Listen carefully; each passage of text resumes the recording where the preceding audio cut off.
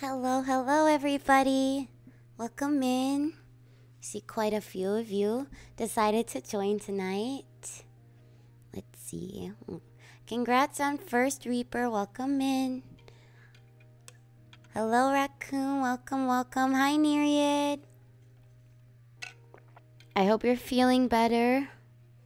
I know you weren't feeling well recently.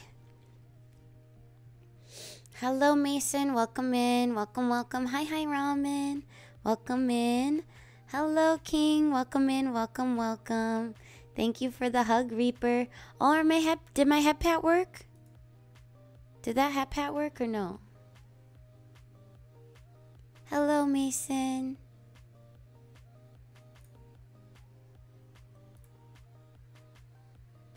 It did not. Why are you not working? Hello?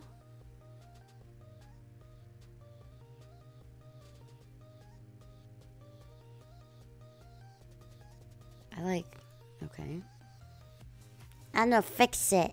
I'm gonna fix it. I'm gonna fix it, don't worry. Let's see. Repair. Yeah. Oh, I got really small. I'm sorry. That was my fault.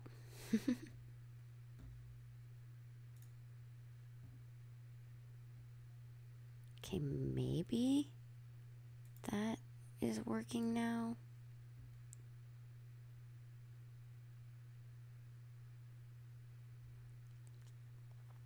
Hi, hi, Ramen. I'm okay. We're gonna do some chill reading tonight. If you guys are in for it. I'm all right, Reaper. I had a longer weekend, so I am excited to just sit back for a minute and kind of relax and read some stories.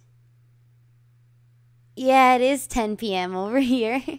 But I also work, and I also worked at the cafe today, as well as dance practice with Michi and Sprinkles this morning. So I am a little, I did quite a full day today. But it doesn't matter because it's more of a chill stream anyway. Hi, Cassie. Thank you for the lurk. I really appreciate it. And thank you, Pansy, for the lurk as well. Let's see. May I do that again, please? Okay, now it works. All right, thank you for the hat pats, King. Thank you. All right. It's only 6 in the morning. It's 6 in the morning, Reaper. That's so early. It's too early. All right.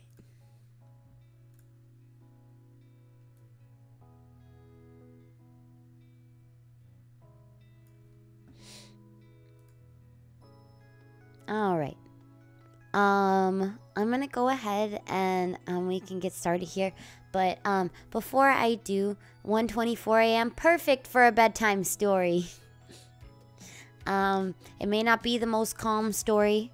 It may not be the most. Hello, Shy. I love that the only thing you say when you come in my chat is programmer. Literally. Cassie. Me too. I'm with you. That and booty.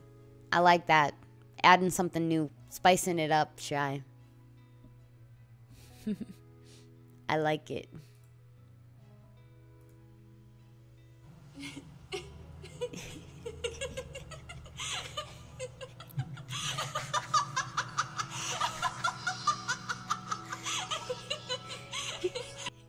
Thank you very much for the yandere laugh, Reaper. Thank you.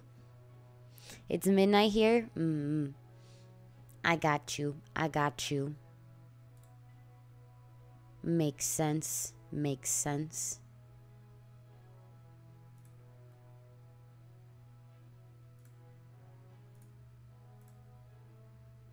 All right.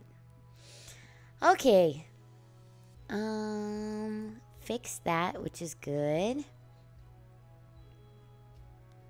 But let's go ahead.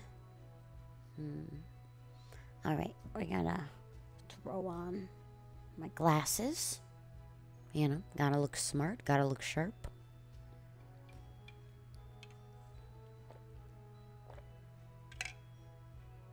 Do I need them for reading? No. Yeah, you are. It's already tomorrow, isn't it, Reaper?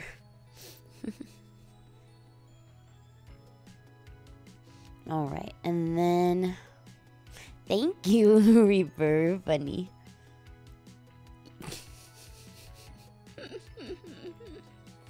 All right, so we go ahead and we put my glasses on, and then I believe, is it this? Yeah. All right. So we're gonna go ahead here, and we're gonna start reading. I'll give you guys a what happened last time sort of thing. I found photos that I stuck in here. All right. Yes, Sensei. You're funny. You're funny. You're funny. All right. So basically, okay.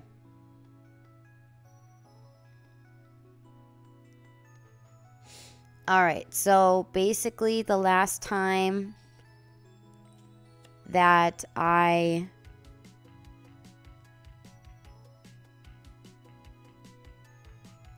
that Katniss finally found water in the arena, and she belted herself into a tree to go to bed, and she was woken up by a lot of footfalls, and also looked up out of the tree to see a wall of fire just coming right toward her. And that's how the last chapter ended.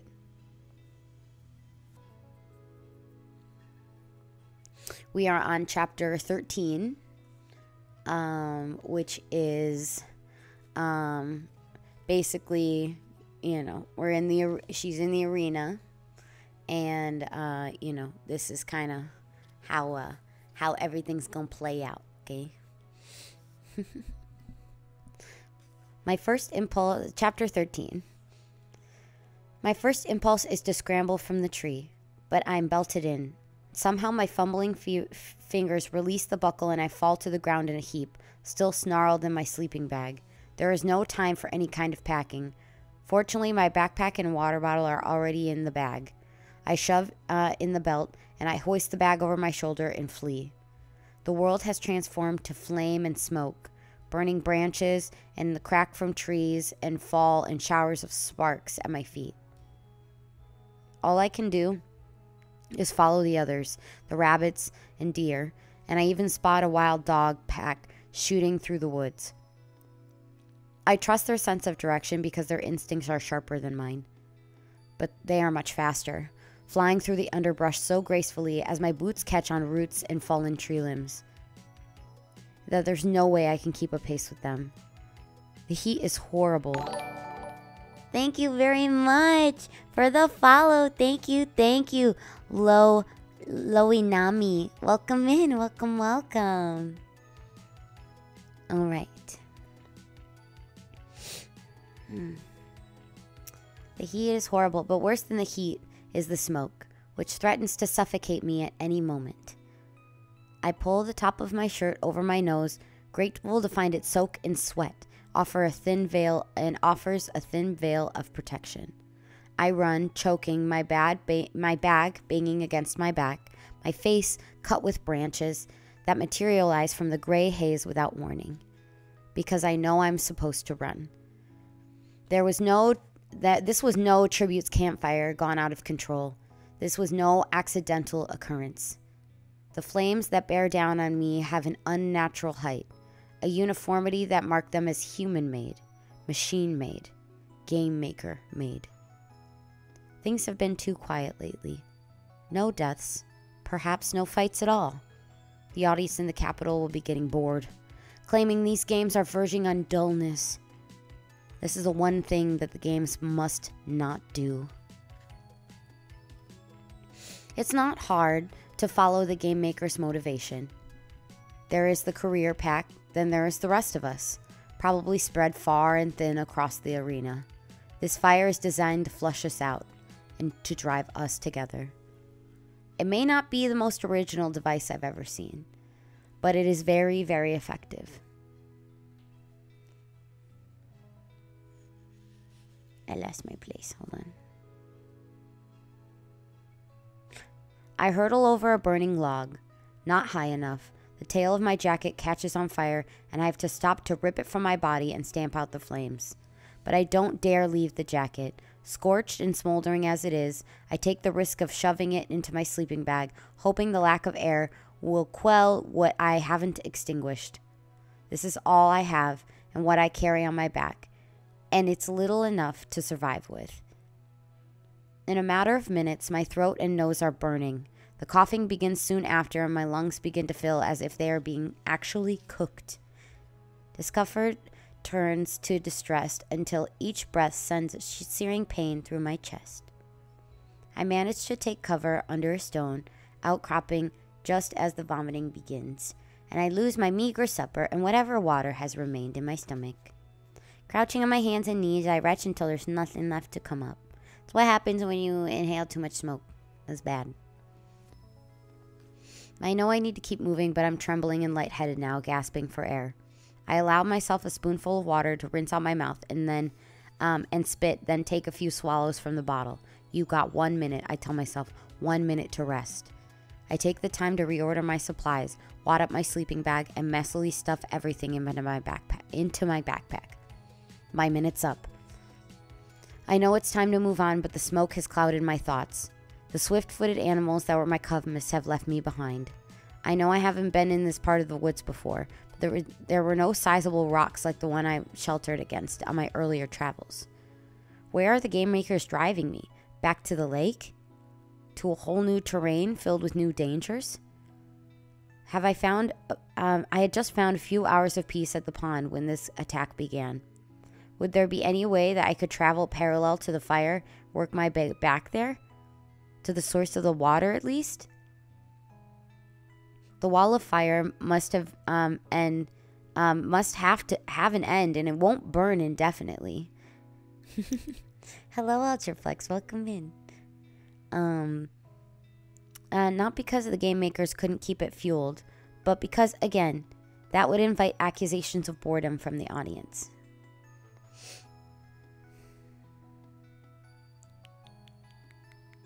If I could get back behind the fire line, I could avoid meeting up with the careers.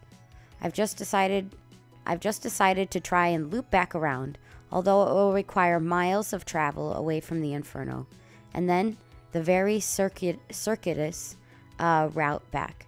When the first fireball lands on a rock about 2 feet from my head, I spring out from under a ledge, energized by a renewed fear.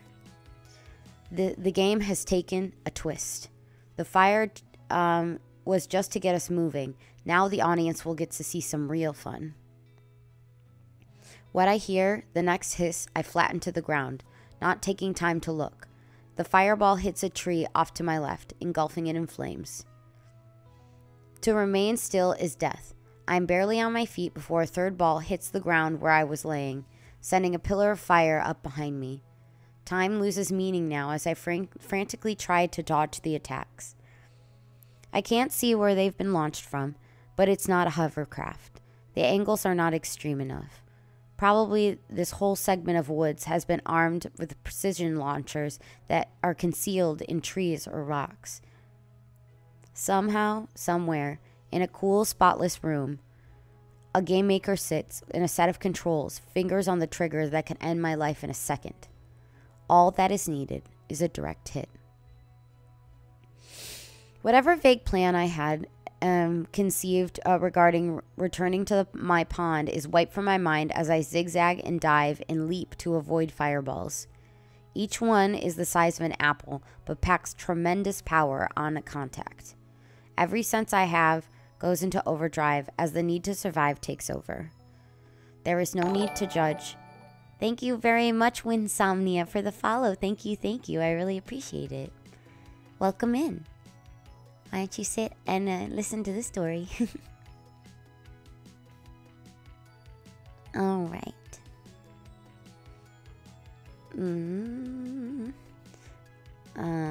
There's no time to judge if a move is the correct one. When there's a hiss, I act or die. Sometimes it keeps me from moving forward, though. A lifetime of watching the Hunger Games let me know that certain areas of the arena are rigged for certain attacks, and that if I can just get away from this section, I might be able to move out of the reach of the launchers. I might also then fall straight into a pit of vipers, but I can't worry about that now. How long I'll scramble along dodging fireballs, I can't say, but the attacks finally begin to abate, which is good because I'm retching again, and this time it's an acidic substance that scalds my throat and makes its way in my nose as well. Blech. I'm forced to stop as my body convulses, trying desperately to rid itself of the poisons I've been sucking in during the attack. I wait for the next hiss, the next signal to bolt. It doesn't come. I'm forced to stop. The force of the retching has squeezed the tears out of my stinging eyes. My clothes are drenched in sweat, and somehow, through the smoke and vomit, I pick up the scent of singed hair. My hand fumbles to my braid and finds a fireball has seared off at least 6 inches of it. Strands of blackened hair crumble in my fingers. I stare at them, fascinated by the transformation. When the hissing registers, my muscles react, only not fast enough this time. The fireball crashes into the ground at my side, but not before it skids along my right calf. Seeing my pant leg on fire sends me over the edge. I twist and scuttle back onto my hands and knees, shrieking, trying to remove myself from the horror. When I finally regain enough sense, I roll the leg back and forth on the ground, which stifles the worst of it. But then, without thinking, I rip away the remaining fabric with my bare hands. I don't know why you did that. That seems silly. I sit on the ground a few yards from the blaze to set off set off by the fireball. My calf is screaming. My hands are covered in red welts. I'm shaking too hard to move. If the game makers want to finish me off, now is the time. I hear Senna's voice, carrying the images of rich fabric and sparkling gems. Katniss, the girl who was on fire. What a good laugh the game makers must be having with that one over that one.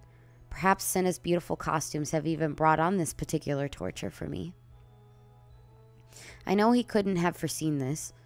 It must be hurting for me because, in fact, I believe he cares about me. But all in all, maybe showing up stark naked in the chariot would have been safer for me. The attack is now over. The game makers don't want me dead. At least not yet.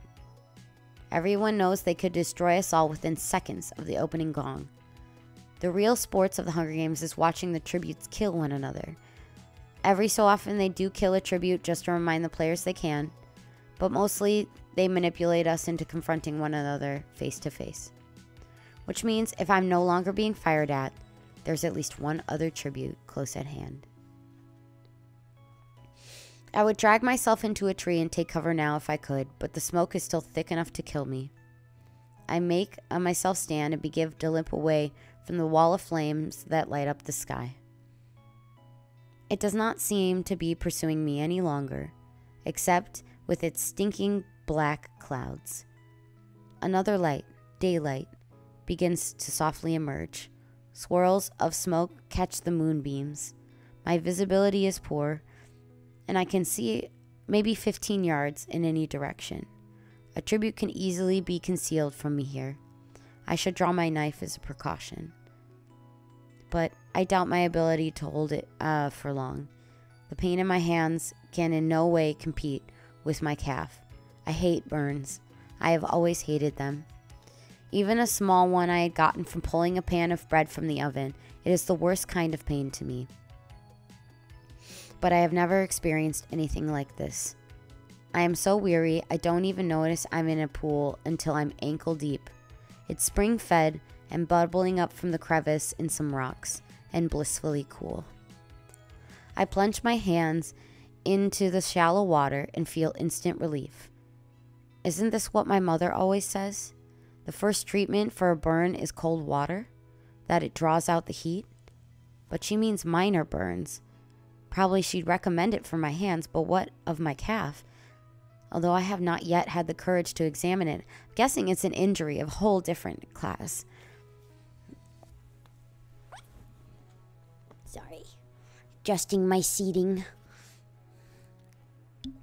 I lay on my stomach at the edge of the pool for a while, dangling my hands in the water, examining the little flames on my fingernails that are beginning to chip off. Good. I've had enough fire for a lifetime. I bathe the blood and ash from my face, and I try to recall all I know about burns. There are common injuries in the scene where we cook and heat our homes with coal. Then there are the mine accidents. A family once brought in an unconscious young man, pleading with my mother to help him. The district's doctor, who's responsible for treating the miners, had written him off, told the family to take him home to die. But they wouldn't accept this. He lay on our kitchen table, senseless to the world, and I got a glimpse of the wound on his thigh, gaping, charred flesh, burned right down to the bone. Before I run to the house. I went to the woods and hunted the entire day. Hunted by the gruesome leg memories of my father's death. What's funny was Prim, who's scared of her own shadow, stayed and helped. Mother says healers are born, not made. And they did their best, but the man died, just like the doctor said he would. My leg is in need of attention, but I still can't look at it. What if it's as bad as the man's and I can see my bone? Well, then I remember my mother saying, if the burn is severe, the victim might not even feel pain because the nerves would be destroyed. Encouraged by this, I sit up and I swing my leg in front of me. I almost faint at the sight of my calf. The flesh is brilliant red, covered with blisters. I force myself to take deep, slow breaths, feeling quite certain that the cameras are on my face. I can't show weakness at this injury.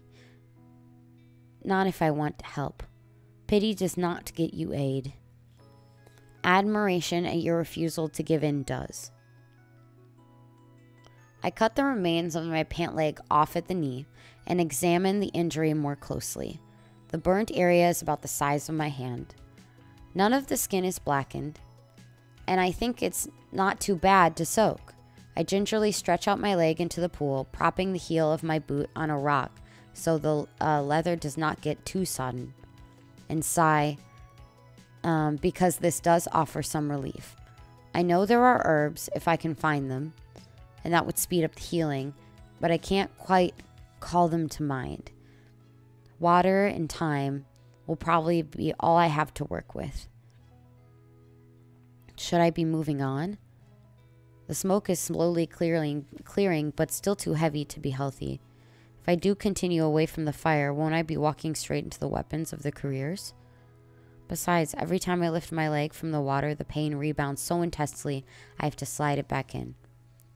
My hands are slightly less demanding. They can handle small breaks from the pool, so I slowly put my gear back in order. First, I fill the bottle with pool water, treat it, and when enough time has passed, begin to rehydrate my body. After a time, I force myself to nibble on a cracker, which helps settle my stomach. I roll up my sleeping bag, and except for a few black marks, it's relatively unscathed. My jacket's another matter. Stinking and scorched is at least a foot of the back beyond repair. I cut off the damaged area and leaving me with a garment that comes just to the bottom of my ribs. But the hood's intact, and it's far better than nothing. Despite the pain, drowsiness begins to take over, and I take to a tree and try to rest, but I'd be too easy to spot. Besides, abandoning my pool seems impossible. I neatly arrange my supplies, even settle my pack on my shoulders, but I can't seem to leave. I spot some water plants with edible roots, and I make a small meal with my last of the rabbit. Sip water. Watch the sun make its slow arc across the sky. Where would I go anyway that is any safer than here? I lean back on my pack, overcome by drowsiness. If their careers want me, let them come find me, I think before drifting into a stupor. Let them find me.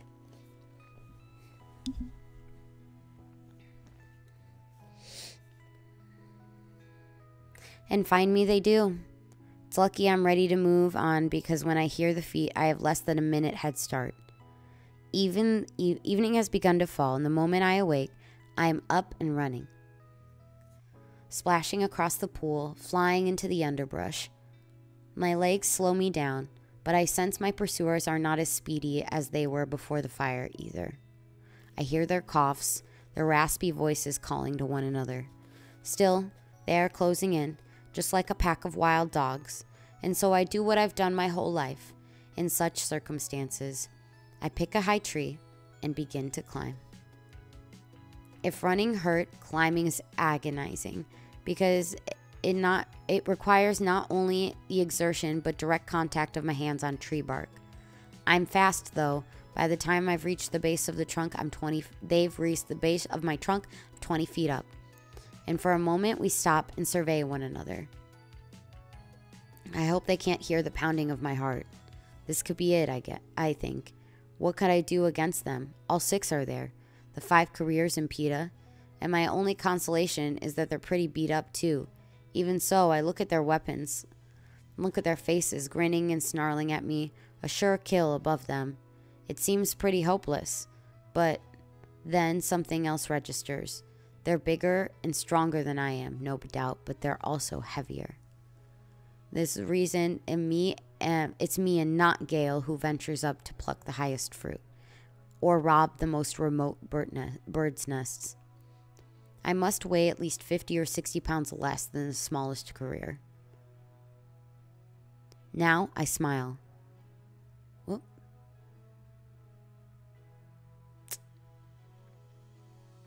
How's everything with you? I call down cheerfully. This takes them aback, but I know that the crowd will love it. Well enough? Yourself? It's been a bit warm for my taste, I say. I can almost hear the laughter from the Capitol. The air's better up here. Why don't you come on up? Think I will, says the same boy. Here, take this, Cato, says the girl from District 1, and she offers them the silver bow in the sheath of arrows. My bow! My arrows! Just the sight of them makes me so angry I want to scream at myself, at that traitor PETA for distracting me from having them. I try to make eye contact with him now, but he seems to be intentionally avoiding my gaze as he polishes his knife with the edge of his shirt. He is absolutely avoiding your gaze. Hi, Reaper. Thank you.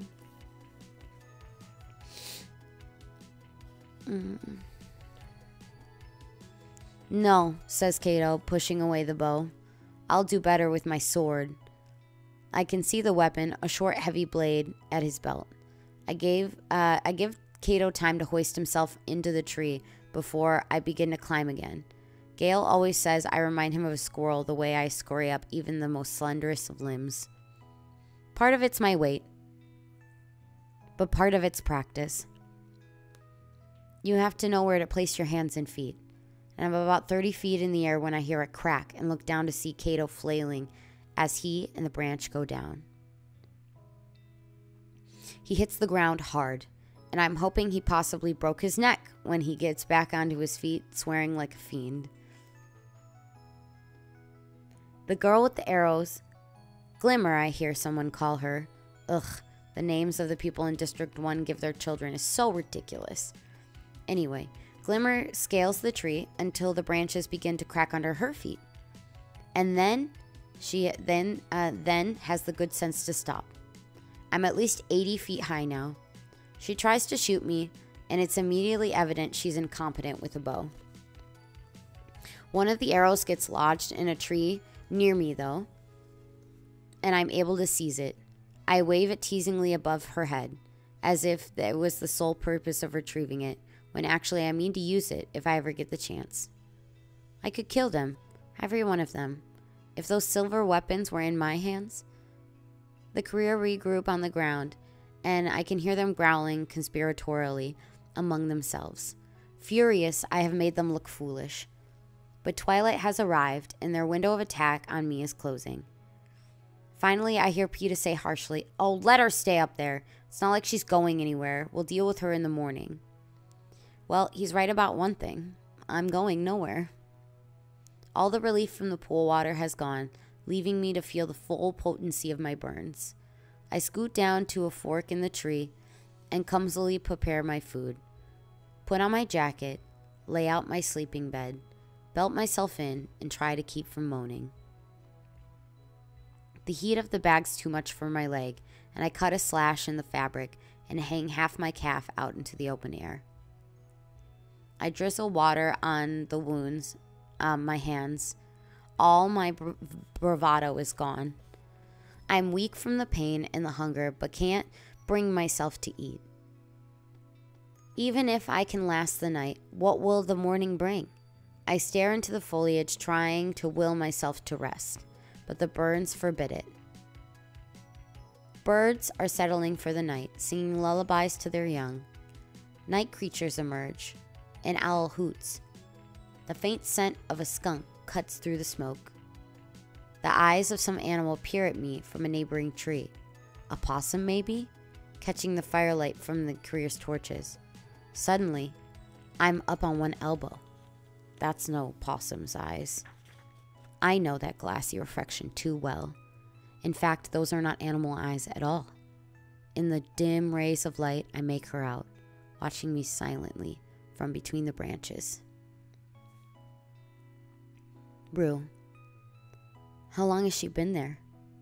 The whole time, probably. Still and unobserved as the action unfolded beneath her. Perhaps she headed up her tree shortly before I did, hearing the pack was so close. For a while we hold each other's gaze. Then, without even rustling a leaf, her little hands slide into the open and points to something above my head.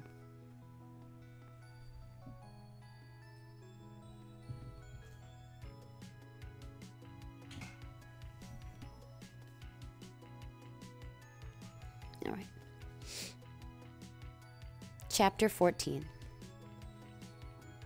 My eyes follow the line of her finger up into the foliage above me. At first, I have no idea what she is pointing to. But then, about 15 feet up, I make out a vague shape into the dimming light. But of what? Some sort of animal? It looks about the size of a raccoon, but it hangs from the bottom of a branch, swaying ever so slightly. There's something else. Among the familiar evening sounds of the woods, my ears register a low hum. Then I know. It's a wasp's nest. Fear shoots through me, but I have enough sense to keep still. After all, I don't know what kind of wasps live here. It could be the ordinary leave us alone and we'll leave you alone type. But these are the Hunger Games, and ordinary isn't the norm. More likely, they will be one of the capital's mutations, trackerjackers. Like jabberjays, these killer wasps were spawned in a lab and strategically placed like landmines across the districts during the war. Larger than regular wasps, they have a distinctive solid gold body and a sting that raises a lump the size of a plum on contact. Most people can't tolerate more than a few stings. Some die at once. If you live, the hallucinations brought up by the venom will have actually driven people to madness.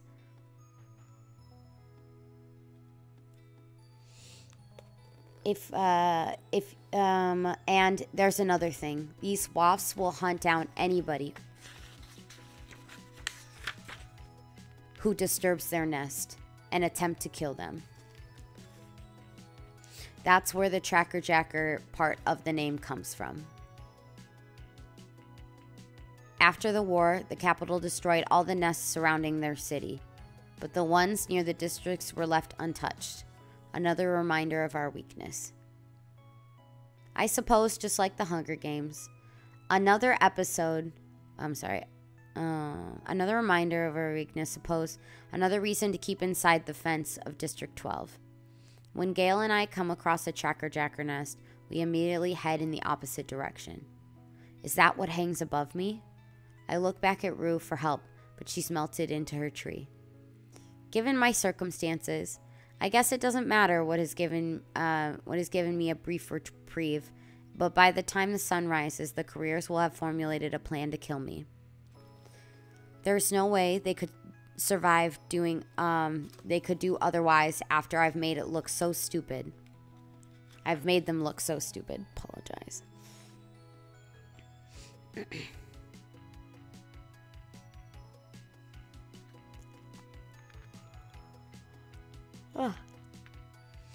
The nest may be the sole option I have left.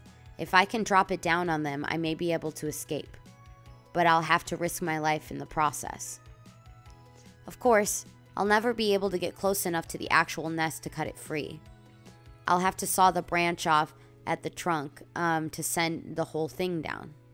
The serrated portion of my knife should be able to manage that. But can my hands? And will the vibration from the sawing raise the swarm? But what if the careers figure out what I'm doing and move their camp? That would defeat the whole purpose. I realize the best chance I have is I'll have to do the sawing without drawing notice will be during the anthem. That could begin any time.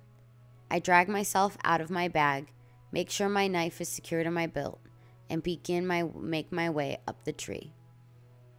This, in and of itself, is dangerous since the branches are becoming precariously thin, even for me. But I persevere. When I reach the limb that supports the nest, the humming begins more distinct, but it's oddly subdued. If these are tracker-jackers, it's the smoke, I think. It sedated them. This was the one defense the rebels found to battle the wasps. The seal of the Capitol shines above me, and the anthem blares out. It's now or never, I think, and begin to saw. Blisters burst on my right hand as I awkwardly drag the knife back and forth. Once I've got the groove, the work requires less effort, but is almost more than I can handle. I grip my teeth and saw away, occasionally glancing at the sky to register that there were no deaths today. That's all right. The audience will be sated seeing me injured and treed and the pack below me. But the anthem's running out, and I'm only 3/4 of the way through the wood. When the music ends, the sky goes dark, and I'm forced to stop. Now what? I could probably finish off the job by sense of feel, but that might not be the smartest plan. If the wasps escape, if the wasps are too groggy, if the nest catches on its way down, if I try to escape, this could all be a deadly waste of time.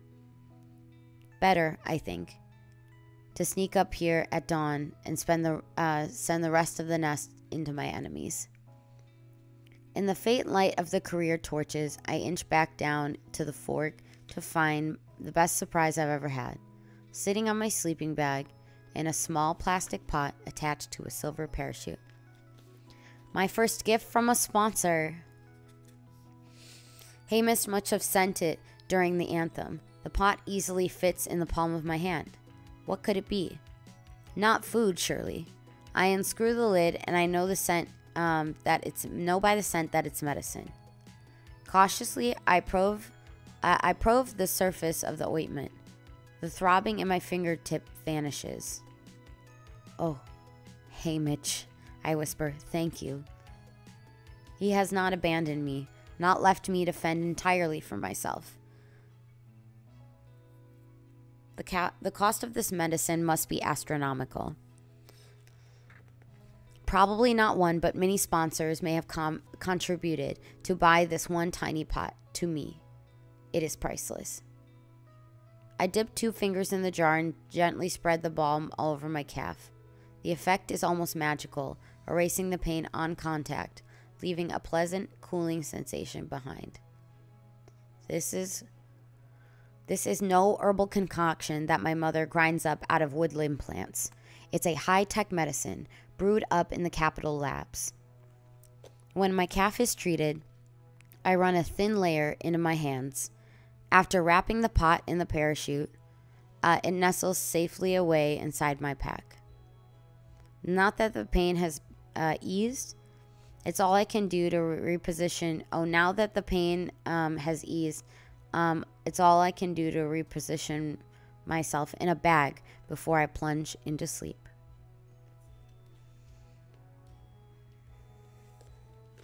A bird perched just a few feet away from me alerts that a new day is dawning. In the gray morning light, I examine my hands. The medicine has transformed all the angry patches into soft baby skin. Baby skin pink. My legs still feel inflamed, but the burn was far deeper. I apply another coat of medicine and quickly pack up my gear. Whatever helps, I'm gonna have to make a move, and I move fast. I also make myself eat a cracker and a strip of beef and drink a few cups of water. Almost nothing stayed in my stomach yesterday, and I'm almost starting to feel the effects of hunger.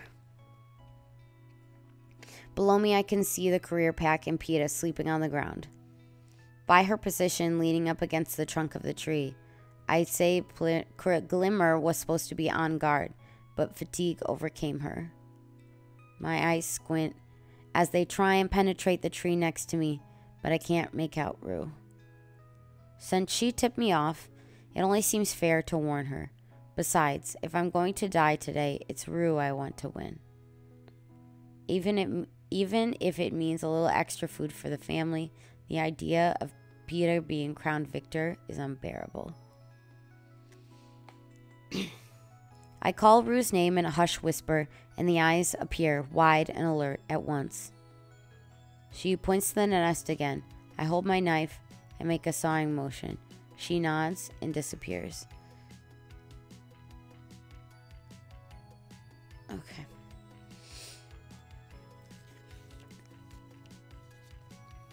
Hold on.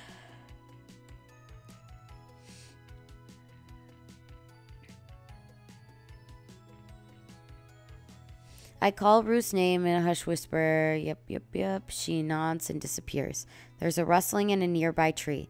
Then the same noise again, a bit far off. I'm just saying I understand that. Hold on. I realize that she's leaping from tree to tree. It's all I can do not to laugh out loud. Is that what she showed the game makers? I imagine her flying around the training equipment, never touching the floor. She should have gotten at least a 10. EP Mage? Maybe.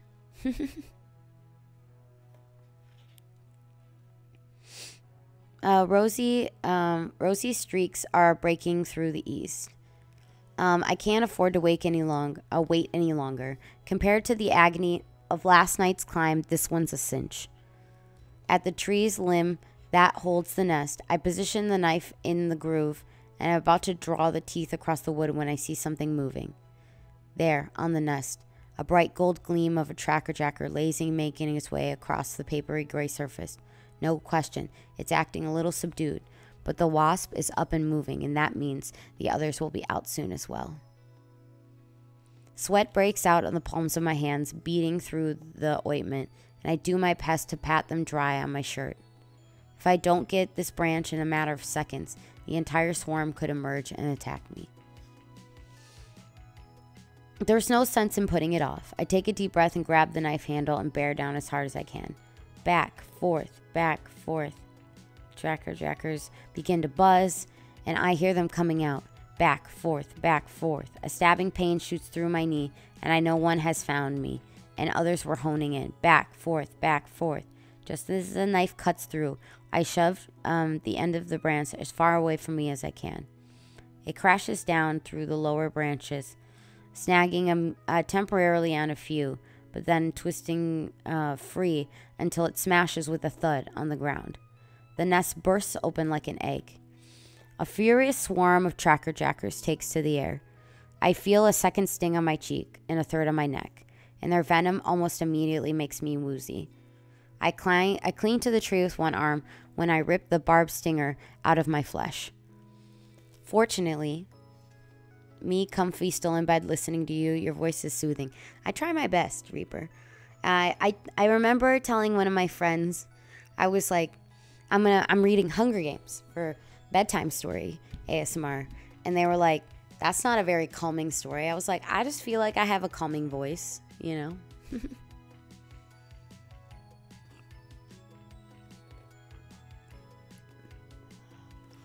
Fortunately, only these 3 tracker jackers have identified me before the nest went down. The rest of the insects may have targeted their enemies on the ground. It's mayhem. The careers have woken up to a full-scale tracker jacker attack. PETA and a few others have to make sense of everything and bolt. I hear of cries of, to the lake, and know they hope to evade the wasp by taking to the water. It must be close if they think that they can outdistance the furious insects. Glimmer, another girl, and the one from District 4 are not so lucky. They received multiple stings before they're even out of my view. Glimmer appears to go completely mad, shrieking and trying to bat wasps off with a bow, which is completely useless. The girl from District 4 staggers out of sight, although I wouldn't bet on her making it to the lake. I watch Glimmer fall, twitch hysterically around the ground for a few minutes, and then go still. The nest is nothing but an empty shell. The wasps have vanished in pursuit of the others. I don't think they'll return, but I don't want to risk it. I scamper down the tree and hit the ground, running in the opposite direction of the lake. The poison of the stingers makes me wobbly, but I find my way back to my own little pool and submerge myself in the water, just in case any wasps are on my trail. After about 5 minutes, I drag myself onto the rocks. People have not exaggerated the effects of the tracker jacker stings. Actually, the one on my knee is closer to an orange than a plum in size. That's bigger. That's bigger. It's crazy.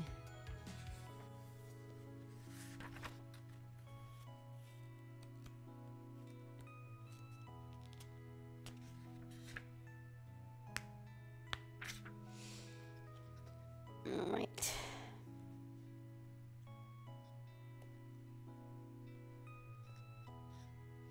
All right.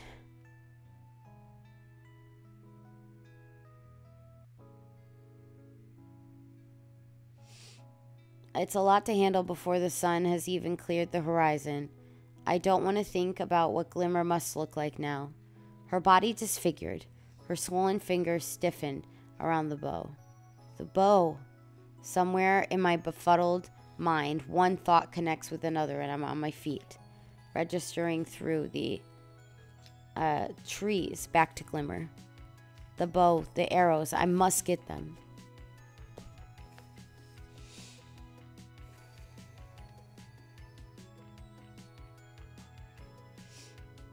I haven't heard the cannons fire yet, so perhaps Glimmer is in some sort of coma.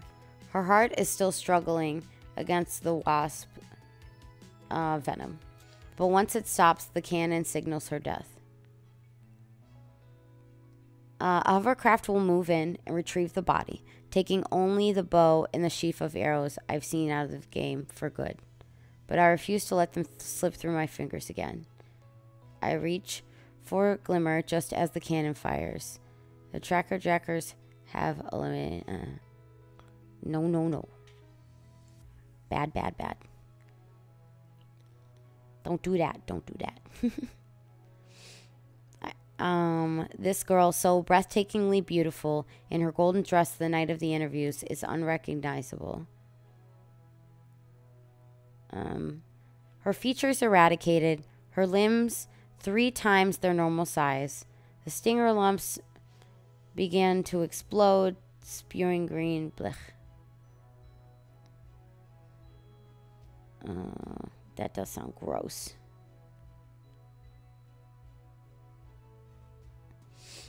All right. Ooh, ew.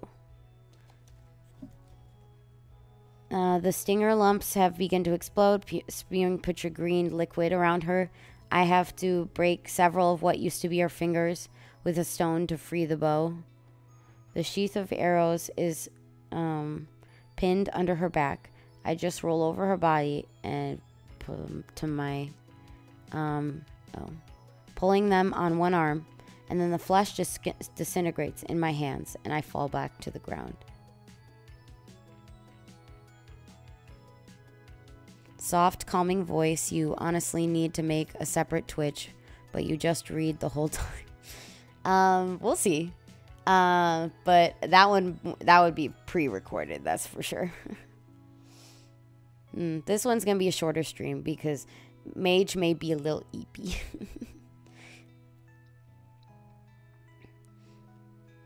Is this real, or have the hallucinations begun? I squeezed my eyes tight and tried to breathe through my mouth, ordering myself not to become sick. Breakfast must stay down. It may be days before I can hunt again. Right. A second cannon fires, and I'm guessing the girl from District 4 just died. I hear the birds fall silent, and I have crafts lift them up. Oh, sorry. I hear the birds fall silent and then giving the warning call, which means a hovercraft is about to appear. Confused to what I think it's for Glimmer, although this doesn't make sense there because I feel like I'm still in the picture, still fighting for the arrows. I lurch back onto my knees, and trees around me begin to spin in circles. Thank you for the hug, Reaper. Did I join and was like this mad lad? I've noticed EP Mage. Well, I'm just messing up some words, Mason. I did join. Yes, you did. Welcome in, Dennis. Welcome, welcome.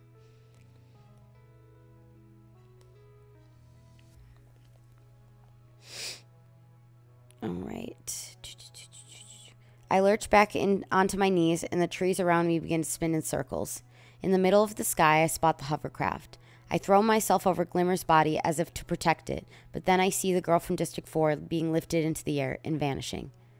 Do this, I command myself, clenching my jaw. Do this, I command myself, clenching my jaw, and dig my hand under Glimmer's body and get a hold of what must be her rib cage and force her onto her stomach. I can't help it, I'm hyperventilating now. The whole thing is so nightmarish that I'm losing my grasp on what's real. I tug on the silver sheath of arrows, but it's caught on something. Her shoulder blade, something. Finally, I yank it free. I've just encircled the sheath in my arms when I hear the footsteps, several pairs, coming through the underbrush. I realize the careers have come back. They've come back to kill me, or get their weapons, or both. But it's too late to run. Oh, sorry. And I realize the careers have come back. They've come back to kill me, or get their weapons back, or both. I didn't expect the Hunger Games reading you mentioned to happen so soon. Yeah, so, like I said, happens every... I'm hungry! You're always hungry! I'm hungry! Thank you, Titan. Thank you, Titan, for the I'm hungry! Yeah, every Sunday I try my best to do a bedtime stories ASMR for at least an hour, maybe half. Yeah, weapons. But it's too late to run. I pull a slimy arrow from the sheath and I try to position it on the bowstring, but instead of one string, I see three. And the stench from the strings is so repulsive, I can't do it. I can't do it. I can't do it. Nice and consistent. Lovely. Thank you. Hungry for the Hunger Games. Thank you, Titan. I'm helpless as the first hunter crashes through the trees, spear lifted, poised to throw. The shock on Peeta's face makes no sense to me. I wait for the blow, and instead his arm drops to the side. What are you still doing here? He hisses at me. I stare uncomprehendingly as a trickle of water drips off the sting under his ear. His whole body starts sparkling as if it's been dipped in dew. Are you mad? He was prodding me with a shaft of a spear now. Get up, get up. I rise, but he's still pushing at me. What is going on? He shoves me away from him hard. Run! He screams, run! Hello, Pokeyaki. Welcome in, welcome, welcome. Thank you for that first time chat. My name is Azura the Moon Mage. I'm an interdimensional witch being from another universe, sent here to cause chaos, do research. I play games as well as today I am reading bedtime stories. So I'm reading The Hunger Games right now to you lovely folks in chat. And if that sounds like something that interests you, please consider giving me a follow. I really appreciate it.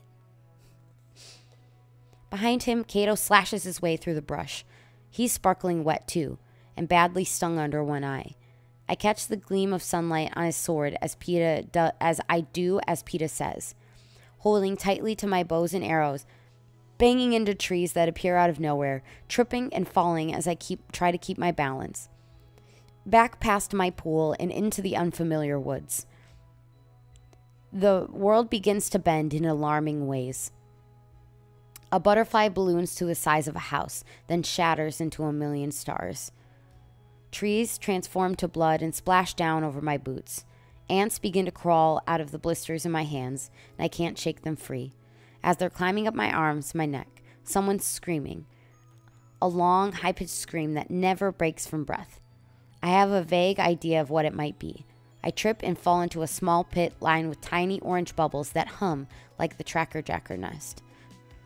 Tucking my knees under my chin, I wait for death. Sick and disoriented, I am able to form only one thought. Peeta Malark just saved my life. Then the ants bore into my eyes, and I black out.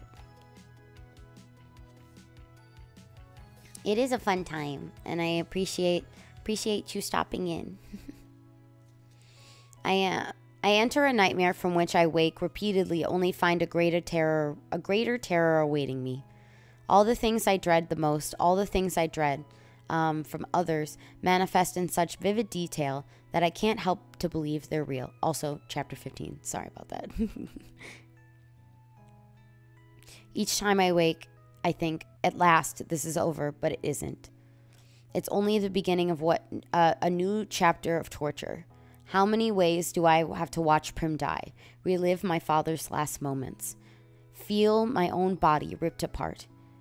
This is the nature of the Tracker Jacker venom, so carefully created to target the place where fear lives in your brain. When I finally do come to my senses, I lay still, waiting for the next onslaught of imagery, but eventually I accept that the poison must finally have worked its way out of my system, leaving my body racked and feeble. I'm still laying on my side, locked in the fetal position. I lift my hand to my eyes to find them sound and untouched by ants that never existed. Simply stretching out my limbs requires an enormous effort. Blah, blah. So many parts of me hurt, and it doesn't seem worthwhile taking inventory of them. Very, very slowly, I manage to sit up. I am in a shallow hole, not filled with the humming orange bubbles of my hallucination, but with old dead leaves. My clothing's damp, but I don't know whether it was with palm water, dew, rain, or sweat is the cause. For a long time, all I can do is take tiny sips from my bottle and watch the beetle crawl up the side of the honeysuckle bush. How long have I been out? It was morning when I lost reason. Now it's afternoon. Thank you very much for the follow, Pokeyaki. Thank you. I really appreciate it. We're getting closer, you guys. 12 away from 500. That's so exciting. But the stiffness in my joints suggests more than a day has passed. Even 2, possibly. Lubbers. Thank you. If so, I'll have no way of knowing which tribute survived that Tracker Jacker attack. Not Glimmer or the girl from District 4, but there was a boy from District 1, both tributes from District 2, and PETA. Did they die from the stings? Certainly if they lived, their last days must have been as horrid as mine. But what about Rue? She's so small. She wouldn't take much venom to do her in. But then again, the tracker jackers would have to catch her, and she had a good head start.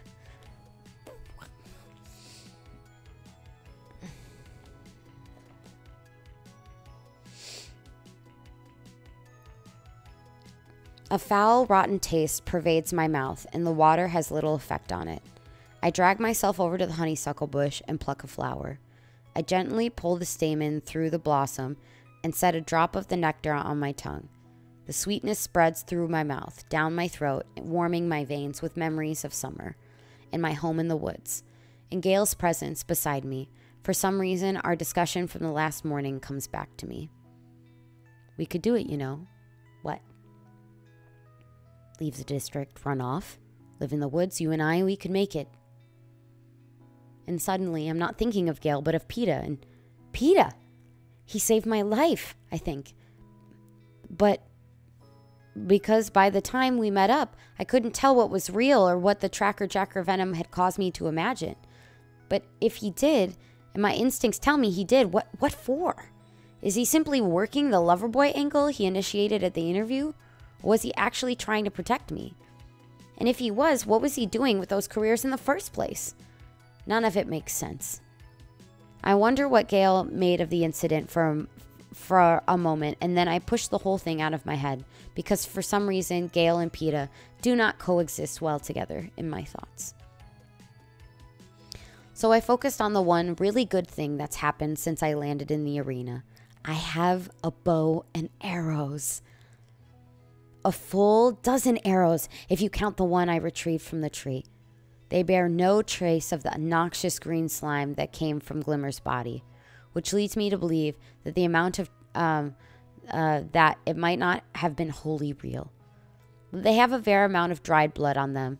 I can clean them later, but I do take a minute to shoot a few into a nearby tree. They are more like the weapons in the training center than the ones at home, but who cares? That I can work with. The weapons can give me an entirely new perspective on the games. I know I have tough opponents left to face, but I am no longer merely prey that runs and hides or takes desperate measures. If Kato broke through the trees right now, I wouldn't flee. I'd shoot. I find I'm actually anticipating the moment with pleasure.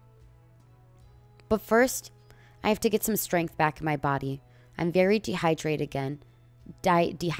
again, and my water supply is dangerously low. The little padding I was able to put on by gorging myself during prep time in the capital is gone, plus several more pounds as well. My hip bones and ribs are more prominent than I remember since being in those awful months after my father's death. But then there are my wounds to contend with, burns, cuts, and bruises from smashing into trees, and 3 tracker jacker stings, which are as sore and swollen as ever. I treat my burns with the ointment and try dabbing a little on my stings as well, but it has no effect on them. My mother would know a treatment for them, some type of leaf that could draw out the poison, but she seldom had cause to use it. I don't even remember its name, let alone its appearance. Water first, I think. You can hunt along the way now. It's easy to see the direction I came from the path of destruction my crazed body made through the foliage. So I walk off in the other direction, hoping my enemies still lie locked in the surreal world of tracker jacker venom. I can't move too quickly. My joints reject any abrupt movements. But I establish the slow hunter's tread, and I use it when I make my first kill with the bow and arrow. It's not my usual clean shot through the eye, but I'll take it. After an hour, I find a stream, shallow but wide, and more than sufficient for my needs. The sun is hot and severe, and while I wait for my water to purify, I strip down to my underclothes and wade into the mild current. I'm filthy from head to toe. I try splashing myself, but eventually I just lay down in the water for a couple of minutes, letting it wash off the soot and blood and skin that has started to peel off of my burns.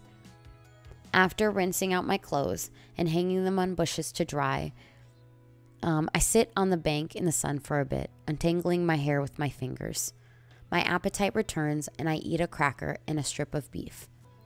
With a handful of moss, I polish the blood from my silver weapons.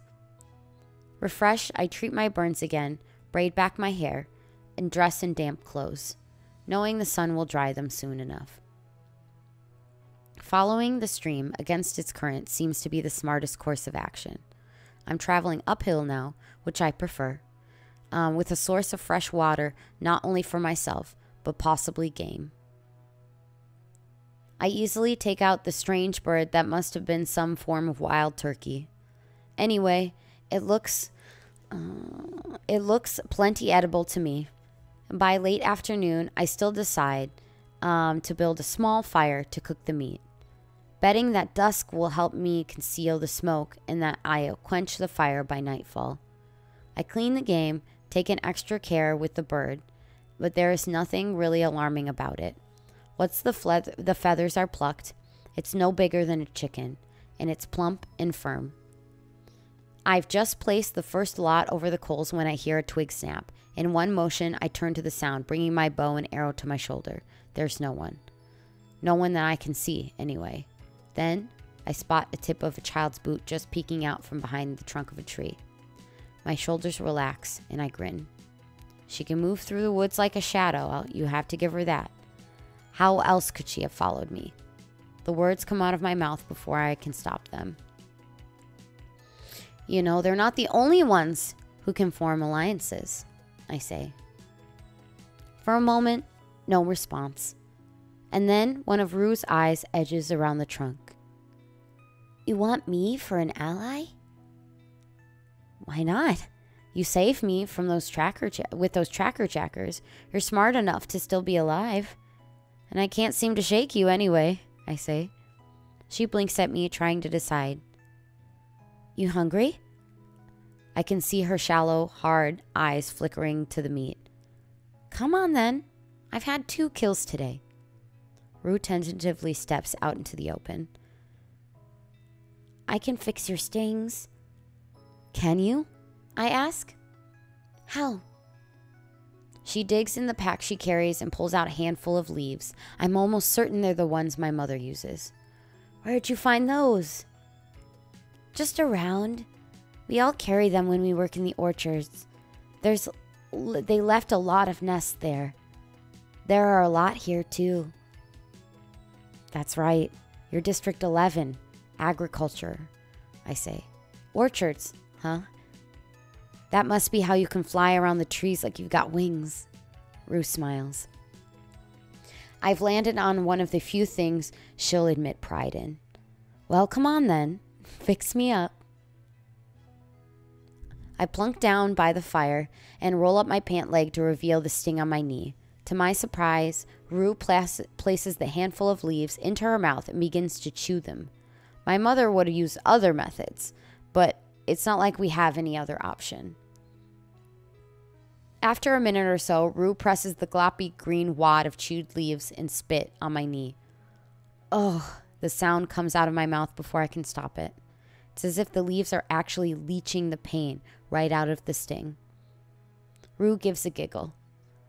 Luckily, you had the sense to pull out the stingers out, or else it'd be a lot worse. Do my neck, do my cheek, I almost beg. Rue stuffs another handful of leaves in her mouth, and soon I'm laughing because the relief is so sweet. I notice a long burn on Rue's forearm. I've got something for that. I set aside my weapons and anoint her arm with a burn medicine. You have good sponsors, she says longingly. Have you gotten anything yet? I ask. She shakes her head. You will, though. Watch. The closer we get to the end, the more people will realize how clever you are.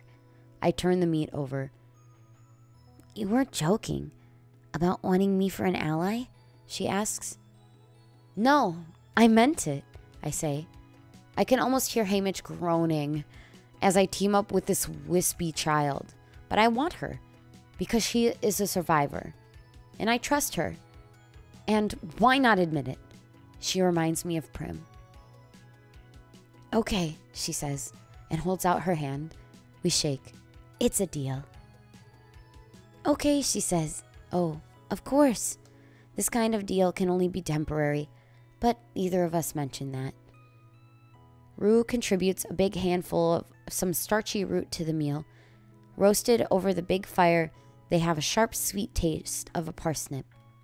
She recognizes the bird, too. Some wild thing called a grousling in her district. She says sometimes a flock will wander into the orchard and they get a decent lunch that day. For a while, all conversations stop as we fill our stomachs. The grousling has a delicious meat that's so fatty, the grease drips down my face when I bite into it. Ugh, Rue says with a sigh, I've never had a whole leg to myself before. I'll bet she hasn't. I'll bet that meat is hardly ever comes her way. Take the other, I say. Really? She asks. Take whatever you want. Now that I've got bows and arrows, I can get more. Plus, I've got snares. I can show you how to set them, I say. Rue looks uncertainly at my leg. Oh, take it, I say, putting the drumstick in her hands. It will only keep a few days anyway. We've got a whole bird plus a rabbit. Once she got a hold of it, her appetite wins out and she takes a huge mouthful. I'd have thought in District 11 you'd have a bit more to eat than us, since you grow the food. Rue's eyes widen. Oh no, we're not allowed to eat the crops. They arrest you or something? I ask. They whip you and make sure everyone else watch, says Rue. The mayor is very strict about it.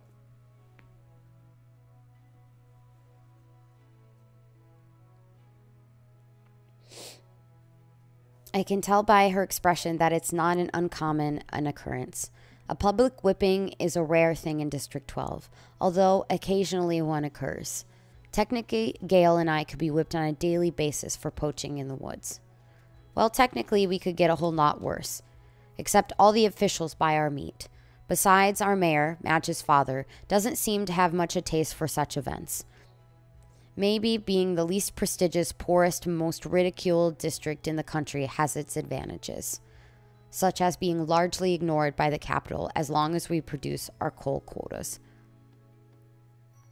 Do you get all the coal you want? Rue asks. No, I answer. Just what we buy and whatever we track in and on our boots. They feed us a bit extra during harvest so that people can keep going longer, says Rue. Don't you have to be in school? I ask. Not during harvest. Everyone works then, says Rue. It's interesting hearing about her life. We have so little communication with everyone outside our district. In fact, I wonder if the game makers are blocking our conversations. Because even though the information seems harmless, they don't want people in different districts to know about one another. At Rue's suggestion, we lay out all of the food to plan ahead. She's seen most of mine, but I add the last couple of crackers and beef strips to the pile. She's gathered quite a collection of roots, nuts, greens, and even some berries. I roll an unfamiliar berry in my fingers. You're sure this is safe? Oh yes, we have them back home. I've been eating them for days, she says, popping a handful in her mouth. I tentatively bite into one. It's as good as our blackberries. Taking Rue on as an ally seems to be a better choice all the time. We divide up our food supplies so in case we get separated, we'll both be set for a few days. Apart from the food, Rue has a small water skin, a handmade slingshot, and an extra pair of socks. She also has a sharp shard of rock she uses as a knife. I know it's not much, she says as if embarrassed, but I had just had to get away from the cornucopia fast. You did just right, I say. When I spread out my gear, she gasps a little when she sees the sunglasses. How did you get those? She asks. In my pack. They've been useless so far. They don't block the sun, and they make it harder to see, I say with a shrug. These aren't for the sun. They're for darkness, exclaims Rue. Sometimes when we harvest through the night, they'll pass out a few pairs of those in the highest in the trees, where the torchlight doesn't reach. One at a time. This boy, Martin, he tried to keep his pair, and he hid it in his pants. They killed him on the spot. They killed a boy for taking these, I say. Yes, and everyone knew he was no danger. Martin wasn't right in the head. I mean, he still acted like a 3-year-old. He just wanted the glasses to play with, says Rue. Hearing this makes me feel like District 12 is some sort of safe haven. Of course, people keel over from starvation all the time, but I can't imagine peacekeepers murdering a simple-minded child. There's a little girl, one of Greasy Say's grandkids, who wanders around the hob. She's not quite right, but she's treated as some sort of pet. People toss her scraps and things. So what do these do? I ask Rue, taking the glasses. Sorry, because it was say. They let you see in complete darkness. Try them tonight when the sun goes down. I give Rue some matches, and she makes sure I have plenty of leaves in case my stings flare up again. We extinguish our fire and head upstream until it's almost nightfall. Where do you sleep? I ask her. In the trees? In just your jacket? Rue holds up an extra pair of socks. I have these for my hands. I think of how cold the nights have been. You can share my sleeping bag if you want. We'll both easily fit. Her face lights up. I can tell this is more than she's dared hope for. We pick a fork high up in the tree, and we settle in for the night just as the anthem begins to play. There were no deaths today. Rue, I only woke up today. How many nights did I miss? The anthem should block out our words, but still I whisper. I even take the precaution of covering my lips with my hands. I don't want the audience to know what I'm planning to tell her about PETA. Taking a cue from me, she does the same. 2. The girl from District 1 and 4 are dead. There's 10 of us left. Something strange happened, or at least I think it did. It might have been the Tracker Jacker venom making me imagine things, I say. You know the boy from my district, PETA? I think he saved my life, but he was with the careers. He's not with them now, she says. I've spied on their base camp by the lake. They made it back before they collapsed from the stingers. He's not there. Maybe he did save you. Had to run. I don't answer. If in fact PETA did save me, I am in his debt again. And this can't be paid back. If he did, it was all probably just part of his act, to make people think he's in love with me. Oh, says Rue thoughtfully. I didn't think that was an act. Course it is, I say. He worked it out with our mentor. The anthem ends and the sky goes dark. Let's try out these glasses. I pull out the glasses and slide them on. Rue wasn't kidding. I can see everything from the leaves on the trees to the skunk strolling through the bushes a good 50 feet away. I could kill it from here if I had a mind to. I could kill anyone. I wonder who else has a pair of these. The careers have 2 pairs, but they have everything down by the lake, Rue says, and they're so strong. We're strong too, I say, just in a different way.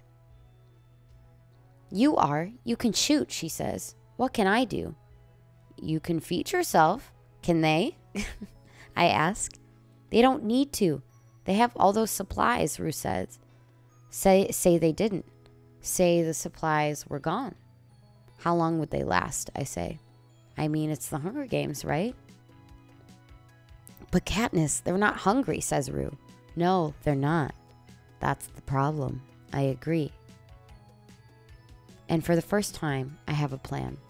A plan that isn't motivated by the need for a fight, an invasion. An offensive plan. I think we're going to have to fix that, Rue. All right. I think we're going to do one more chapter here.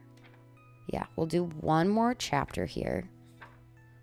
That's quite a chunky chapter. It's fine, though. We'll do this last chapter here, and then we'll call it a night. Chapter 16. Rue decided to trust me wholeheartedly. I know this because as soon as the anthem finishes, she snuggles up against me and falls asleep. Nor do I have any misgivings about her, as I take no particular precautions.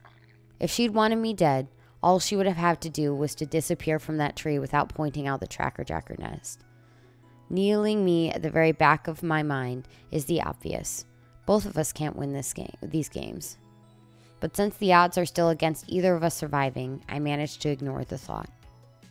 Besides, I'm distracted by my latest idea about the careers and their supplies. Somehow Rue and I must find a way to destroy their food. I'm pretty sure feeding themselves will be a tremendous struggle. Traditionally, the career tribute strategy is to get a hold of all the food early and work from there.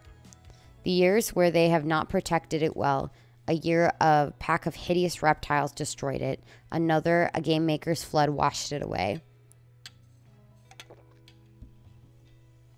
Those are the years that the tributes from other districts have won. That the careers have been better fed and growing up is actually to their disadvantage.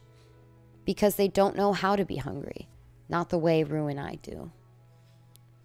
But I'm too exhausted to begin any detailed plan tonight. My wounds recovering, my mind still a bit foggy from the venom, and the warmth of Rue at my side. Her head cradled into my shoulder has given me a sense of security. I realize for the first time how very lonely I've been in the arena, and how comforting the presence of another human can be. I give in to my drowsiness, resolving that tomorrow the tables will turn. Tomorrow, it's the careers who will have to watch their backs. The boom of the cannon jolts me awake. The sky is streaked with light, and the birds already chattering. Rue perches in a branch across from me, her hands cup something.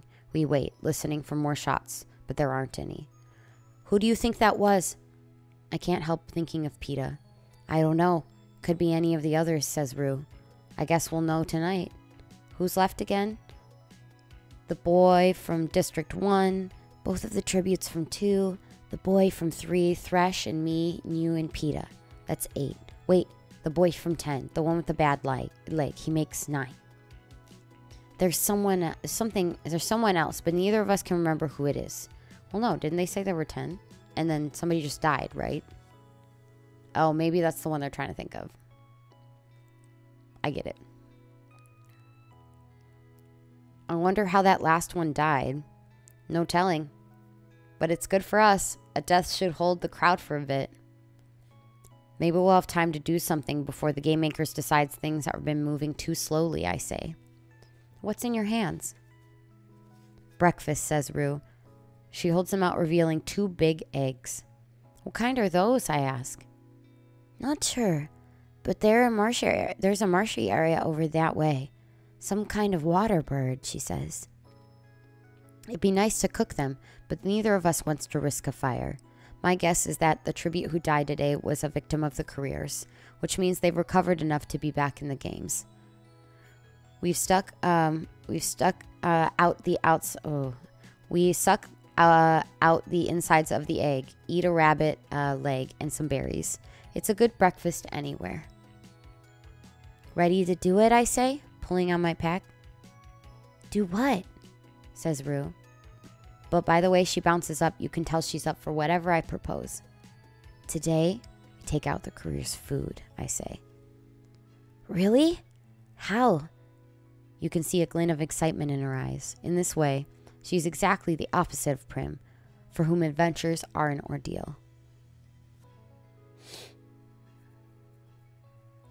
No idea. Come on, we'll figure out a plan while we hunt.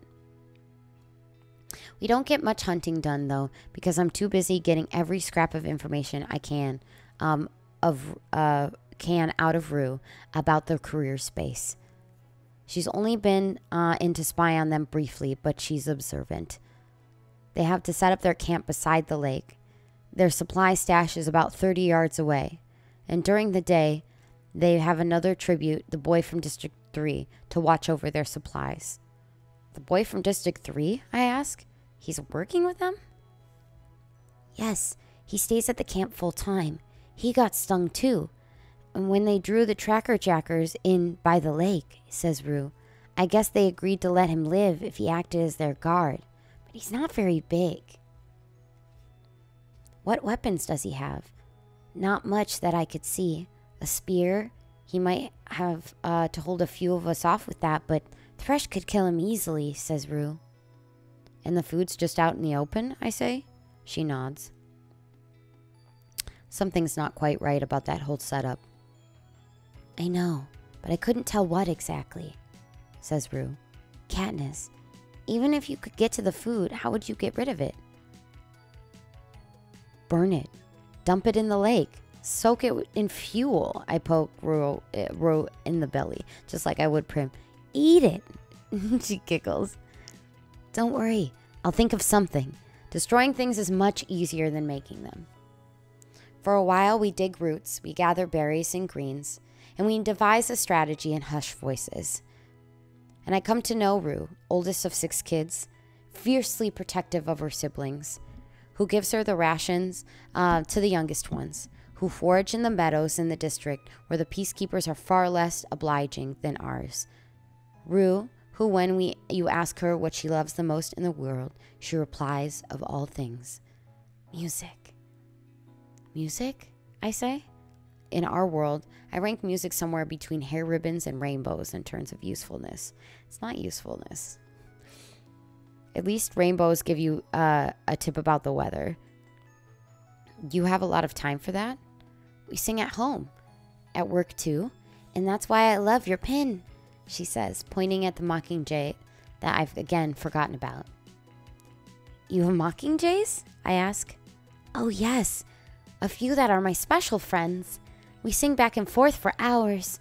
They carry messages for me, she says. What do you mean? I say. I'm usually up the highest, so I'm the first to see the flag that signals quitting time. There's a special little song I do, she says. She opens her mouth and sings a little 4-note in a run in a sweet, clear voice. I think it's this one.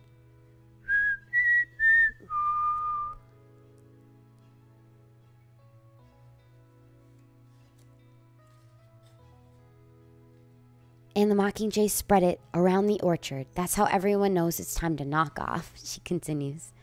They can be dangerous, though, if you get too near their nests, but you can't blame them for that. I unclasp the pendant and hold it out to her. Here, you take it. It has more meaning for you than for me. Oh, no, says Rue, closing my fingers back over the pen. I like to see it on you. That's how I decided I could trust you. Besides, I have this. She pulls a necklace woven out of some sort of grass from her shirt. On it hangs a roughly carved wooden star. Or maybe it's a flower. It's a good luck charm. Well, it's worked so far, I say, pinning the mockingjay back on my shirt.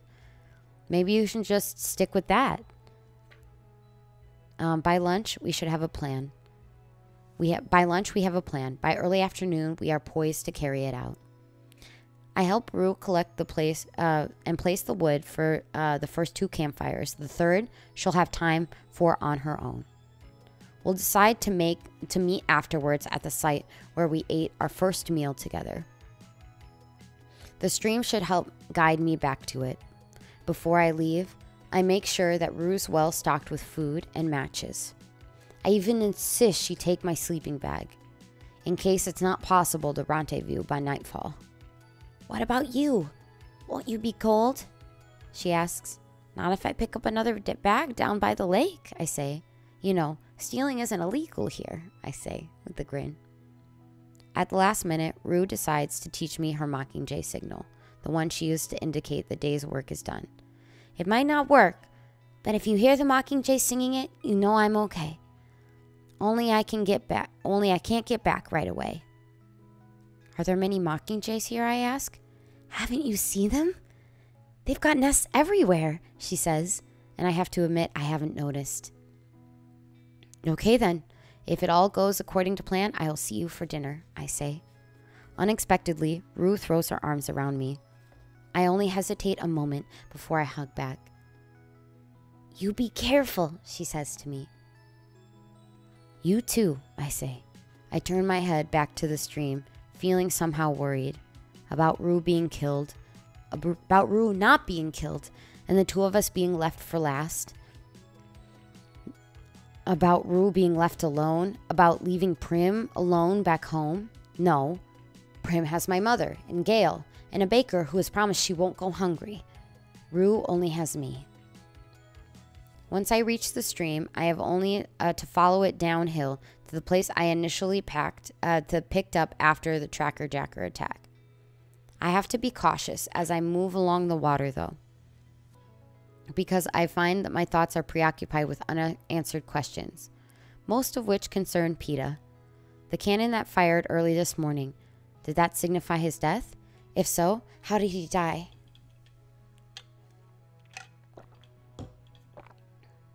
At the hands of a career? Or was it revenge for, was it that in revenge for letting me live?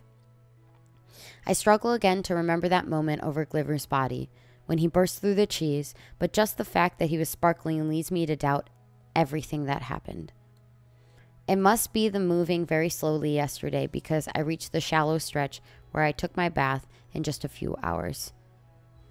I stopped to replenish my water and add a layer of mud to my backpack. It seems bent on reverting to orange no matter how many times I try to cover it. My proximity to the careers camp sharpens my senses. The closer I get to them, the more guarded I am, pausing frequently to listen for unnatural sounds. An arrow already fitted into the string of my bow. I don't see any tributes, but I do notice some of the things Rue has mentioned. Patches of sweet berries, a bush with leaves that healed my stings, clusters of tracker jacker nests in the vicinity of the tree I was trapped in, and here and there, the black and white flash of a mockingjay wing, with branches high above my head. When I reach the tree with the abandoned nest at the foot, I pause for a moment to gather my courage. Rue has given specific instructions on how to reach the best spying place near the lake from this point. Remember, I tell myself, you're the hunter now, not them. I get a firmer grasp on my bow and go on. I make it to the copse that Rue has told me about, and again have to admire her cleverness. It's right at the edge of the wood, but the bushy foliage is so thick down low that I can easily observe the career camp without being spotted. Between us lies the flat expanse of where the games begin. There are 4 tributes: the boy from District 1, Kato, the girl from District 2, and a scrawny, ashen-skinned boy who must be from District 3. He made almost no impression on me at all during our time in the capital. I can remember almost nothing about him. Not his costume, not his training score, not his interview. Even now, as he sits fiddling with some kind of plastic box, he's easily ignored in the presence of his large, domineering companions. But he must have some value, or they wouldn't have bothered to let him live. Still, seeing him only adds to the sense of unease on why the careers would possibly leave him as guard. Why would they have allowed him to live at all? All 4 tributes seem to be recovering from the tracker jacker attack. Even from here, I can see the large swollen lumps on their bodies. They must have had the sense to remove the stingers, or if they did, they must not have had the sense to remove the stingers, or if they did, not known about the leaves that healed them. Apparently, whatever medicines they found in the cornucopia have been ineffective. The cornucopia sits in its original position, but its insides have been picked clean. Most of the supplies held in crates and burlap sacks and plastic bins are piled neatly in a pyramid from what seems like a questionable distance from the camp. Others are sprinkled around the perimeter of the pyramid, almost mimicking the layout of supplies around the cornucopia at the onset of the games. A canopy of netting, aside from the discouraging birds, seems to be useless shelters. Seems to be useless shelters. The pyramid itself seems to be useless. Seems to be useless shelters. The pyramid itself. Sorry, I was like, that doesn't sound right to me. That does not sound like English. The whole setup is completely perplexing. The distance, the netting, the presence of the boy from District 3. One thing's for sure. Destroying those supplies is not going to be as simple as it looks. Some other factor is at play here. I better stay put until I figure out what it is. My guess is that the pyramid is booby-trapped in some manner. I think of concealed pits, descending nets, and a thread that sends a poisonous dart into your heart. Really, the possibilities are endless. While I'm mulling over my options, I hear Kato shout out. He's pointing up to the woods far beyond me, and without turning, I know it's Rue and must have set the first campfire. We'd make sure to gather enough green wood to make the smoke noticeable. The careers begin to arm themselves at once. An argument breaks out, and it's loud enough for me to hear, and that concerns whether or not the boy from District 3 should stay or accompany them. He's coming. We need him in the woods. His job's done here anyway. No one can touch those supplies, says Kato. What about Loverboy, says the boy from District 1. I keep telling you, forget about him. I know where I cut him. It's a miracle he hasn't bled to death yet. At any rate, he's no shape to raid us. So Peta is out there in the woods, wounded badly. But I am still in the dark on what motivated him to betray the careers. Come on, says Kato. He thrusts a spear into the hands of the boy of District 3, and they head off in the direction of the fire. The last thing I hear as they enter the woods is Kato saying, when we find her, I kill her in my own way, and no one interferes. Somehow I don't think he's talking about Rue. She didn't drop a nest of tracker jackers on him. I stay put for a half an hour or so, trying to figure out what to do about the supplies. The one advantage I have with the bow and arrow is distance. I can send a flaming arrow into the pyramid easily enough. I'm a good enough shot to get it through the openings in the net. There's no guarantee it would catch. More likely it just burned itself out than what? You know, I'd achieved something for nothing, and I'd given them far too much information about myself. That I was here, and that I have an accomplice. And that I could use the bow and arrow with accuracy. There's no alternative. I'm going to have to get in closer to see if I can't discover what exactly protects the supplies. In fact, I'm just about to reveal myself when a movement catches my eye. Several hundred yards to my right, I see someone emerge from the woods. For a second, I think it's Rue. But then... Where'd he go? But then I recognize Foxface. She's the one we couldn't remember this morning, creeping out into the plain. When she decides it's safe, she runs for the pyramid with quick, small steps. And just before she reaches the circle of supplies that has been littered around the pyramid, she stops, searches the ground, and carefully places her feet on a spot. Then she begins to approach the pyramid with strange little hops, sometimes landing on one foot, teetering slightly, and sometimes risking a few steps. At one point, she launches herself into the air over a small barrel and lands poised on her tiptoes. But she overshot slightly, and her momentum throws her forward.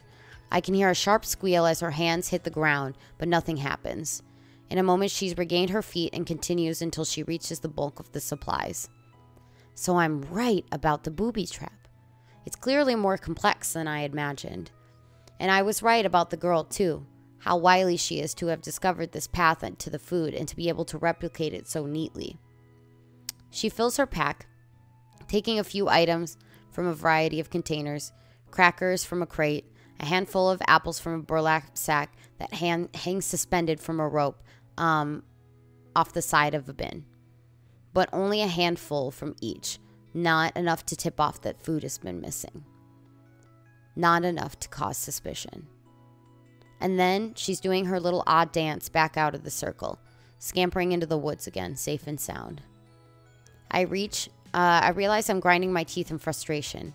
Foxface has confirmed what I already guessed, but what sort of trap has this laid that requires such dexterity? What has so many trigger points?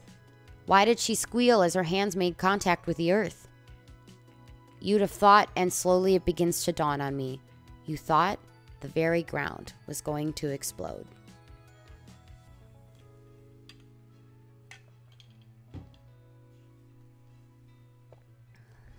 It's mind, I whisper. That explains everything. The career's willingness to leave their supplies, Foxface's reaction, the involvement of the boy from District 3 where they have the factories, where they make televisions and automobiles and explosives. But where did he get them? In the supplies? Well, that's not a sort of weapon the game makers usually provide, given what they likely to see the tributes draw blood personally. I slip out of the bushes and cross one of the round metal plates that lifted the tributes into the arena. Where are you? The ground around it has been dug up and patted back down.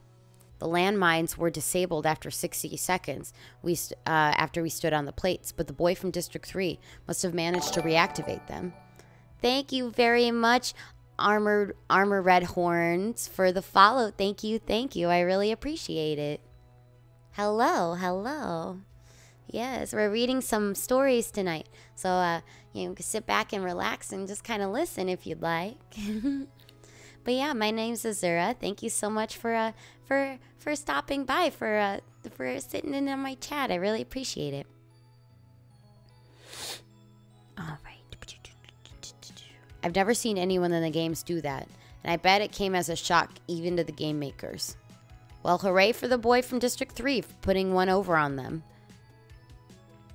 Thank you for having me. Of course. But what am I supposed to do now? Obviously, I can't go strolling into the mess without blowing myself up sky high. As for sending a burning arrow, that's more laughable than ever. The mines are set off by pressure. It doesn't have to be a lot either. One year, a girl dropped her token, a small wooden ball, while she was on her plate, and they literally had to scrape bits of her off the ground. My arm's pretty good, but I might be able to chuck some rocks in there and set it off. What, maybe one mine? And that could start a chain reaction, or could it? Would the boy from District 3 have placed the mines in such a way that a single mine would not disturb the others, thereby protecting the supplies but ensuring the death of the invader? Even if I blew up one mine, I'd draw the careers back down on me for sure. And anyway, what am I thinking? There's that net clearly snug to deflect any attack. Besides, what I really need is to throw about 30 rocks in there at once, setting off a big chain reaction, demolishing the whole lot. I glance back up at the woods. The smoke from Rue's second fire is wafting toward the sky. By now, the careers have probably begun to suspect some sort of trick. Time is running out. There is a solution to this. I know there is. If I can only focus hard enough. I stare at the pyramid, the bins, the crates. Too heavy to topple over with an arrow. Maybe one contains cooking oil. The burning arrow idea would be revived if I could realize what could end up losing all 12 of my arrows and not get a direct hit on an oil bin. Since I just be guessing. I'm genuinely thinking of trying to recreate Foxface's trip up to the pyramid in hopes of finding a new means of destruction when my eyes lit on the burlap's bag of apples. Could I sever the rope with one shot? Didn't I do as much in the training center? It's a big bag, but it still might only have one for a good explosion. If only I could free the apples themselves. I know what I could do. I can move within range and give myself 3 arrows to get the job done. I place my feet carefully, block out the rest of the world, and take my meticulous aim. The first arrow tears through the side of the bag near the top, leaving a split in the burlap. The second widens to a gaping hole. I can see the first apple teetering when I let the third arrow go, catching the torn flap of the burlap and ripping it from the bag. For a moment, everything seems frozen in time. Then, the apples spill onto the ground, and I'm blown backward into the air.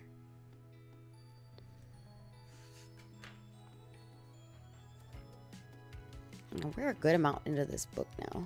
How long is this book? All right, we're about 2/3 of the way through. We're at page 222, and this has about 374 pages. So, wasn't this this stream wasn't too long. I want to make them a little longer. I'm usually up pretty late. But I think it's the combination of me having quite a lot of activities happening this weekend, as well as me being up so early this morning with dance practice, as well as work today at the cafe. Thank you very much for the hat pats, Raccoon. Thank you, thank you. That I think that I'm just a little tired from that, I think. So I will probably go ahead and end the stream tonight. I really do appreciate everybody stopping by, popping in. I really appreciate all of the new followers today. And we didn't quite make it to 500, but we are pretty darn close, you guys. So it makes me very happy. Let me see who we have to raid today. Give me a moment.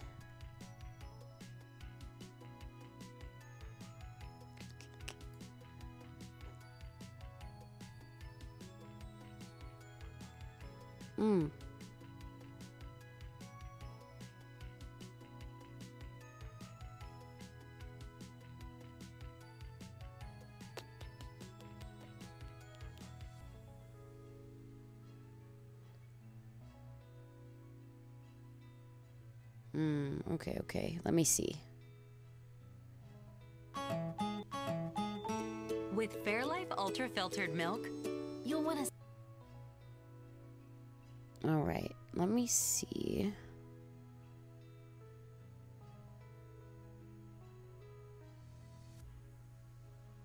Interesting. Don't really think that's what I'm looking for here.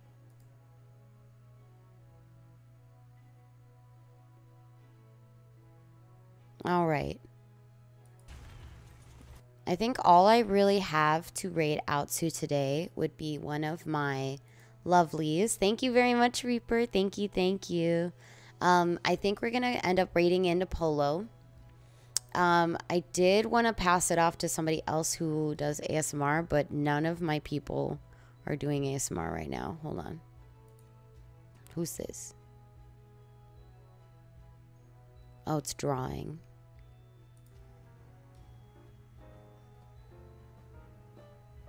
I mean, that could work.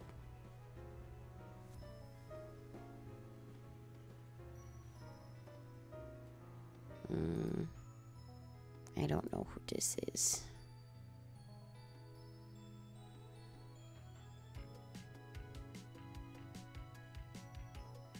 Let's see. I'm trying. I think we're just gonna have to go with Polo. Yeah, I think we'll just have to go with Polo. Alright, let's go ahead and go with Polo then. Alright, you guys, really quick, let me put up the raid message here.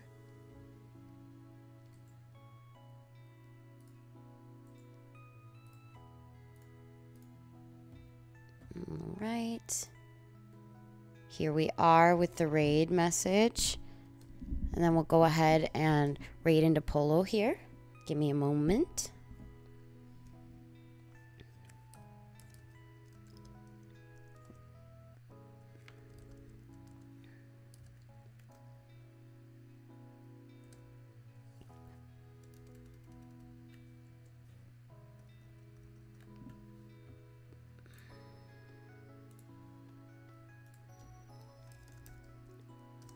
Alright, there we go. So we're going to go ahead and raid into my very good friend Polo. He is playing Overwatch 2. So it's a kind of ASMR, you know. You can turn it down a little bit. All you hear is pew pew and a bunch of, you know, speaking. So not too entirely different from what we were hearing today. But thank you guys so much for coming by. Thank you so much for listening to me and, you know, kind of indulging the stories. Thank you guys so much if you've been here all weekend for my first anniversary. It's been very happy, very special, and I really appreciate everybody who came out to help me celebrate this weekend. It truly means a lot to me. Thank you. Thank you so much. Absolutely, of course, Raccoon. And then before we go, we have to make sure that I have to tell you that you, I really hope that you're drinking your water. It's really important. That you're eating food, and that you're getting enough sleep. Because in general, taking care of yourself is the most important thing. But above everything else, you guys, stay magical, okay? All right, we're gonna go ahead and raid in Apollo. Let's go say hi. Good night, you guys.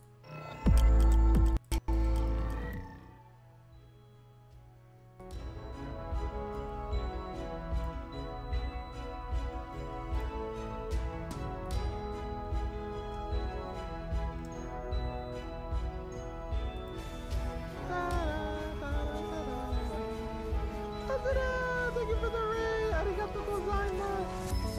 Waka waka waka. How you guys doing? How you guys doing?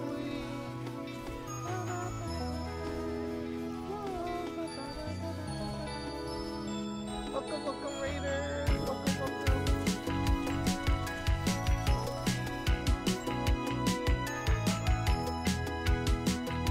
Oh, that hacker's not gonna let me get in the fight. She's gonna do everything in her power to stop me from entering the fight. She doesn't want me to get to the fight.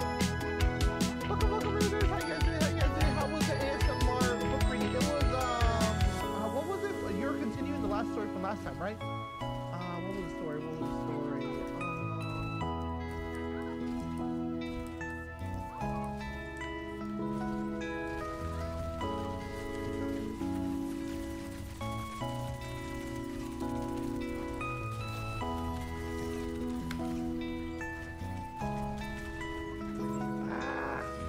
Hunger Games. There we go. I was like, yeah. What was it? It was one of the big ones. One of the big ones. And what I was gonna say.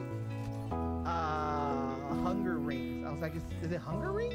Like, no, that's not right. That's Elden Ring. I got Elden Ring in the brain. I'm sorry, Azra. But welcome, welcome. How was the stream? Hope you had a lovely time. Hope you had a great time.